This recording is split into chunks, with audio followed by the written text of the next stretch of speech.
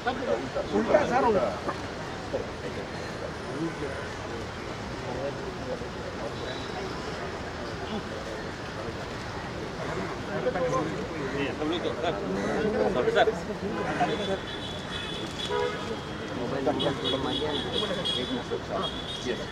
जब तक सूरज चांद रहेगा राजीव तेरा नाम रहेगा। परेड सलामियां दो जैसे थे।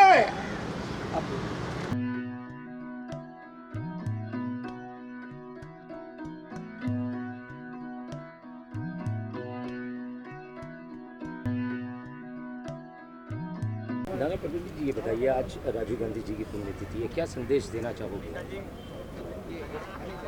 देखो, राजीव जी ने इस देश की नई जनरेशन को 21वीं शताब्दी की तरफ ले जाने का काम किया।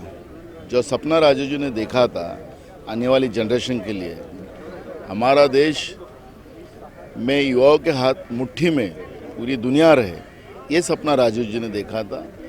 कंप्यूटर हो, मोबाइल हो, ये सब चीज़ें राजीव जी ने इस देश में लाया, अपने देश के युवाओं के ब्रेन में वो चीज़ें डाली, और इसलिए दुनिया भर में आज कंप्यूटर युग में हिंदुस्तान का ब्रेन का यूज़ किया जाता है। उसकी देन है वो राजीव जी है।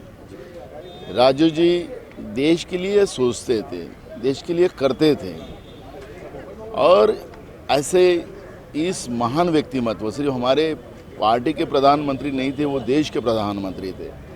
और आज अपन देखते हैं कि दुनिया, अपने हिंदुस्तान में जो प्रधानमंत्री है वो सिर्फ पार्टी के रहे, पार्टी के प्रचारक रहे राजीव जी। और इनमें अगर कहीं तुलना भी नहीं हो सकती, राजीव जी की और अभी के प्रधानमंत्री की तुलना भी नहीं हो सकती। लेकिन एक ऐसे महान व्यक्तिमत्व जो आज अगर हिंदुस्तान में हमारे और हिंदुस्तान के साथ रहते तो मुझे लगता है कि हिंदुस्तान दुनिया पे राज करता। घटना में आज ही के दिन ये घटना हुई, और उसी घटना में हमारे एक महान व्यक्तिमत्व जो जिनको भारत रत्न दिया है, ऐसे राजीव जी हमारे में नहीं रहे, उससे देश को बड़ा नुकसान हुआ है। और इसलिए राजीव जी का सपना पूरा करना, यही हमारे सब कांग्रेसियों का कार्यकर्ताओं का मत है। और इसलिए आज के दिन राजीव जी की प्रेरणा लेने हम सब लोग यहाँ आते हैं, और कांग्रेस इस देश को जो महासत्ता दुनिया पर राज करने की जो सपना राजीव जी ने देखा था, वो पूरा करने का प्रेरणा हम राजीव से लेने यहाँ पर आए थे। जी, नाना पटोले जी, एक सवाल आपसे करना चाहूँगा। जिस तरीके से 70 साल का कांग्रेस का कार्यकाल, उसके बाद में भाजपा का कुछ सालों का कार्यकाल, इन दोनों में क्या अंतर नज़र आ रहा है आपको? देखो, हमारा रुपया रोज गिर रहा है, देश में महंगाई बढ़ते जा रही है, उसमें आम आदमी का जीना दूभर हो चुका है, बेरोजगारी बड़े पैमाने में देश में बढ़ी है, 45 करोड़ युवाओं ने नौकरी की आस छोड़ दी है, गरीबी बड़े पैमाने में बढ़ती जा रही है। जो अन्नदाता है, अन्नदाता की जैसी चेष्टा की जाती है वो देखे। मैं राजीव जी के समय की एक बात बताता हूँ कि जो राकेश टिकैत थे, जो 1 साल के ऊपर उन्हें 3 काले कानून जो मोदी सरकार ने लाए थे उनका विरोध किया था। इनके पिताजी महेंद्र टिकैत, राजीव जी ने एक कृषि संशोधन लाया था, राजीव जी जो प्रधानमंत्री थे, और उस महेंद्र टिकैत जी ने उसका विरोध किया। राजीव जी खुद उनके पास गए, उनको कहा कि आपको किसान के हित में जैसा भी संशोधन करना है वो बताइए, आप किसान नेता हो, और किसान का, अन्नदाता का महत्व कांग्रेस को ज़्यादा पता है। और खुद राजीव जी उनके पास गए, उनको साथ लाए, दिल्ली में पार्टी कार्यालय में महेंद्र टिकैत आए, वहाँ पर पूरा किसान के हित में धोरण बनाया, उसी को सिक्का मोड़तब राजीव जी ने किया।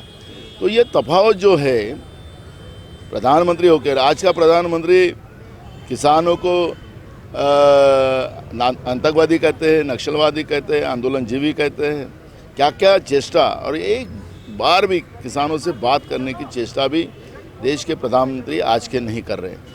तो ये फ़र्क जो है ज़मीन आसमान का फ़र्क है। इसलिए मैंने जब ही कहा कि कांग्रेस के प्रधानमंत्री की और आज के प्रधानमंत्री की तुलना का कोई ये नहीं। आज का प्रधानमंत्री देश बेच रहा है, और उस समय के कांग्रेस के प्रधानमंत्री देश की जनता के लिए काम करते थे।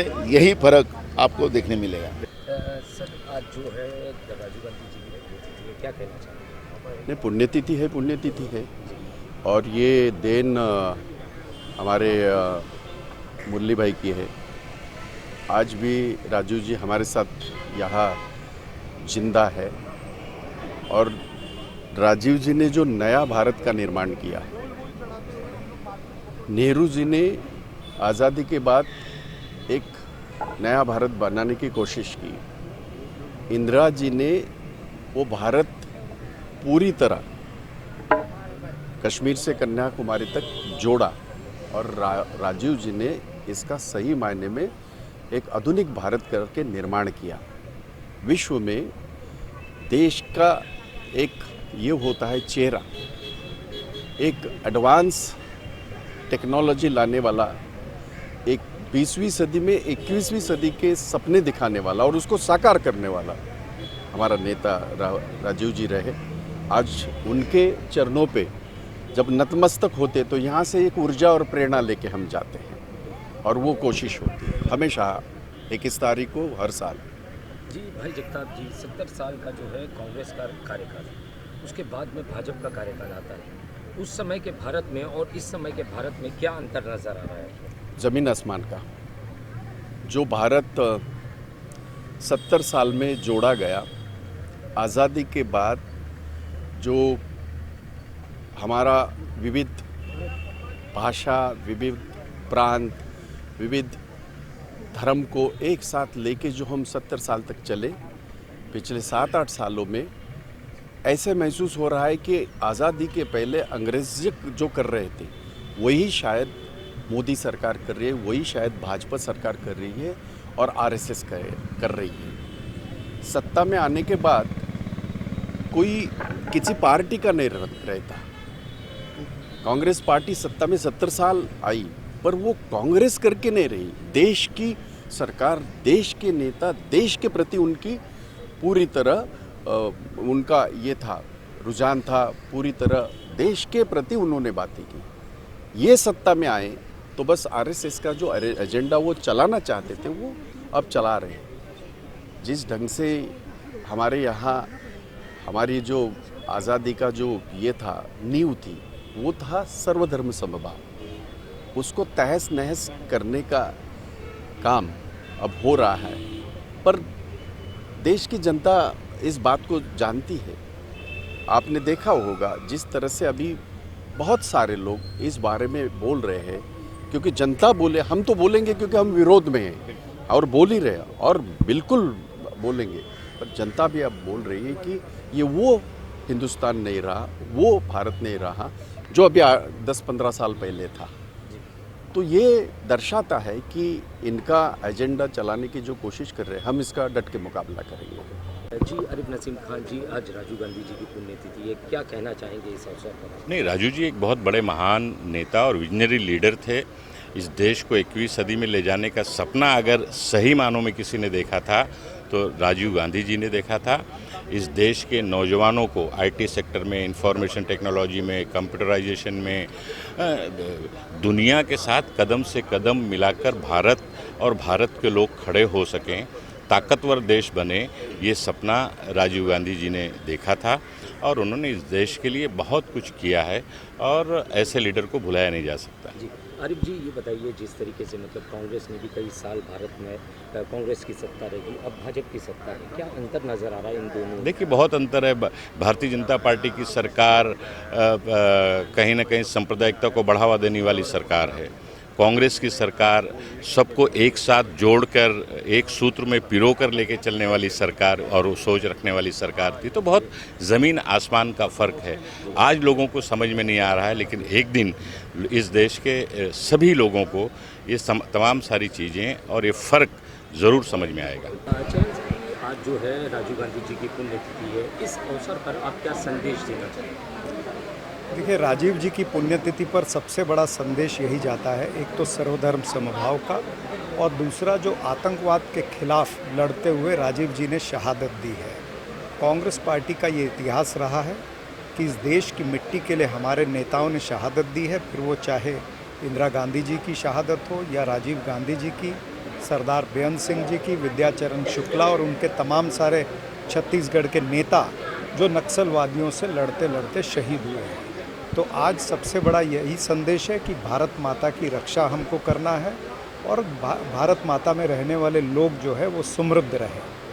चरण सिंह जी, राजीव गांधी जी ले लिया जाए या इंदिरा गांधी जी ले लिया या जवाहरलाल नेहरू ले लिया, उन्होंने जीवित रहते हुए जिस भारत का सपना देखा था, जिस लोकतंत्र का सपना देखा था, आज के समय में आपको क्या लगता है वो लोकतंत्र सुरक्षित है? देखिए, अगर राजीव जी, नेहरू जी, महात्मा गांधी जी इनके देखे हुए लोकतंत्र की बात करें तो आज उस लोकतंत्र की धज्जियाँ उड़ाई जा रही है।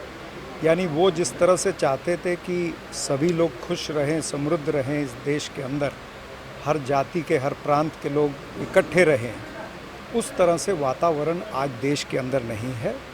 देश के अंदर परमानेंट ध्रुवीकरण का वातावरण चल रहा है। मौजूदा भारतीय जनता पार्टी की सरकार ने इस तरह से माहौल बनाया है जिसमें प्रांतवाद, भाषावाद, जातीयवाद ये प्रबल चल रहा है।